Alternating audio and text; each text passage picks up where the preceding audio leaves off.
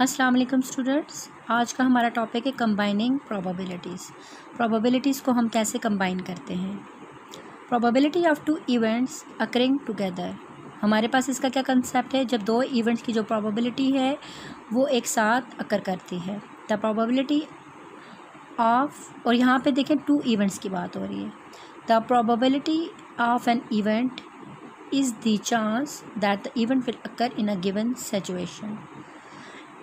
We would add probabilities, हम probability को add करेंगे if we want to find out if one event और another event could happen.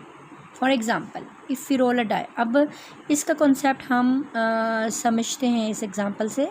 If we roll a die, अगर हम एक छक्के को फेंकते हैं, थ्रो करते हैं, and we wanted to know the probability of rolling a 1 और अ 6, और हम जो हैं ये फाइंड आउट, और हम चाहते हैं, ये जानना चाहते हैं कि जो 1 जो हम प्रोबेबिलिटी ऑफ रोलिंग अ 1 और अ 6, यानी 1 और अ 6, यहाँ पे आप देखें कि हम किसकी प्रोबेबिलिटी को कंबाइन करेंगे, 1 और 6 की। यानी कि एक डाई को जब रोल करते हैं तो उसकी 1 की प्रोबेबिलिटी ऐसे क्या होती है और या 6 की क्या होती है। लेकिन अब यहाँ पे हमारे पास दो इवेंट्स है, एक 1 और एक 6। यहाँ पे आप देख सकते हैं ओ आर और का वर्ड यूज़ हुआ है। ओ आर और ऐसे कंप्यूटर लैंग्वेज में भी, कंप्यूटर के कोर्स जो स्टूडेंट्स जिनको कुछ कुछ कंप्यूटर के बारे में हेलो हाय स्टूडेंट्स को, तो वो जानते होंगे कि यहाँ पे ओ आर और का जो वर्ड है ये प्लस के लिए यूज़ होता है। ठीक है, इससे हम क्या करेंगे, प्रोबेबिलिटीज़ को ऐड करते हैं, एडिशन करते हैं। अगर यहाँ पे ओ आर की जगह A and D and use हो तो फिर उसमें क्या होता है कि हम 1 और 6 को मल्टीप्लाई करेंगे। यहाँ पे 1 और 6 को ऐड करते हैं, लेकिन हम डायरेक्ट 1 और 6 को ऐड नहीं करते। यहाँ पे हम प्रोबेबिलिटीज़ की बात कर रहे हैं। ठीक है, हम 1 एक नंबर है जो कि डाई पे अक्कर किया, एक इवेंट है, और 6 एक दूसरा इवेंट है, क्योंकि हम दो इवेंट्स की बात कर रहे थे। ठीक है, जाहिर सी बात है, कोई चीज़ ऐड होगी तो वो एक चीज़ तो ऐड नहीं हो सकती सिंगल। ठीक है ना, एक चीज़ मल्टीप्लाई हो सकती है। ठीक है, उसके लिए होना दो चीज़ों का पॉसिबल होना है, लाजमी है। ठीक है, तो ये है कि 1 एक इवेंट है, 6 दूसरा इवेंट है। इनकी प्रोबेबिलिटीज़ को हम ऐड करेंगे और ठीक है, एडिशन के लिए।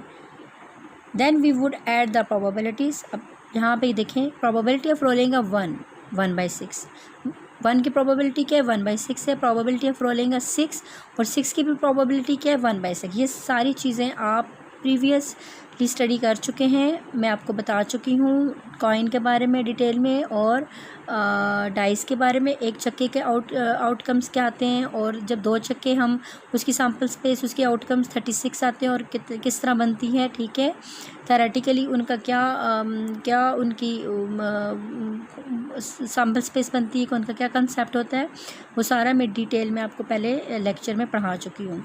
As we know that sample space of rolling a 1 die, यहाँ पे फिर मैंने ये आपको एक्सप्लेन कर दिया कि जब एक छक्के को हम रोल करते हैं तो हमारे पास पॉसिबल है कि ये आउटकम्स आएँ। 1 भी आ सकता है, 2, 3, 4, 5 एंड 6।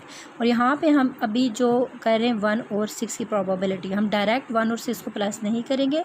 और जब ये वर्ड आ जाए स्टैटिस्टिक में, कंप्यूटर की लैंग्वेज में, तो उसमें हम यहाँ पे उसको ऑपरेट करते हैं। ठीक है, उसका ऑपरेशन क्या है, एडिशन प्लस, उसका क्या है, हम उसका क्या ऑपरेशन करेंगे, एडिशन के तौर पे ऐड करेंगे। ठीक है, अब so the probability of rolling a 1 और अ 6। ठीक है, 1 की प्रोबेबिलिटी क्या है, 1/6, 6 की प्रोबेबिलिटी क्या है, 1/6, 1, और ये दोनों एलसीएम का प्रोसीजर सबको आता होगा, मेथड। तो उसके अकॉर्डिंग देखें, डिनोमिनेटर सेम है तो 6 आएगा, और 1 + 1 2, 2/6। मज़ीद इसको हम 2/6 भी हम इसको छोड़ सकते हैं, और इसको मज़ीद कैंसिल आउट करते हैं तो 1/3 आ जाएगी। हमारे पास 1 और 6 की जो प्रोबेबिलिटी है उसकी ऐड करने की कंबाइनिंग प्रोबेबिलिटी वो क्या, 1/3 है। The probability of both events happening together, यहाँ पे क्या है, ऑन द सेम डाई। अच्छा, यहाँ पे क्या, on the probability of both events happening together on the same die is 0। अब यहाँ पे इस बात का मतलब समझें कि अगर एक छक्का है आप उसको थ्रो करती हैं। अभी आप अपने डेफिनेटली आपके घर में होंगे, आप अपने हाथ में जब ये लेक्चर सुने तो अपने हाथ में एक छक्का ले लें, उसको फेंकें, तो देखिए आपके पास एक टाइम पे 1 भी नहीं आएगा और एक टाइम पे 6 भी नहीं आ सकता। या तो एक टाइम पे 1 आ जाएगा डिफरेंट, और एक टाइम पे आपके पास 6 आएगा। मतलब एट अ टाइम 1 और 6 एक एट अ टाइम 2 साइड छक्के की नहीं आ सकती। तो इस बात का मतलब ये है कि बोथ इवेंट्स एक डाई पे, सेम डाई पे, यानी एक ही डाई पे आपके पास 2 इवेंट्स की जो प्रोबेबिलिटी आने की वो ज़ीरो होती है, नहीं आती। At least come as come with a single throw, यानी कि एक थ्रो पे, ठीक है। हाँ, वो एक थ्रो की बात हो रही है ना, एक थ्रो में जब आप इमेजिन कर लेते हो जी, तो ये सैम्पल्स पे आउटकम्स आएंगे। तो एक थ्रो में आपके पास 1 और 6 नहीं आ सकता। हाँ, एक थ्रो पे 1 आ जाए, अगले थ्रो पे 6 आ जाए, ठीक है। लेकिन ये जो सैम्पल स्पेस हम बनाते हैं ना, ये थेरेटिकली होता है, क्योंकि हम ऐसा नहीं करते कि हमने वो एक्सपेरिमेंट्स भी हैं, उस तरह के क्वेश्चंस भी होते हैं कि जब हम एक दफ़ा फेंकते हैं तो ऑब्जर्वेशन नोट कर लेते हैं, फिर छक्के को फेंकते हैं तो देन ऑब्जर्वेशन नोट कर लेते हैं, ठीक है।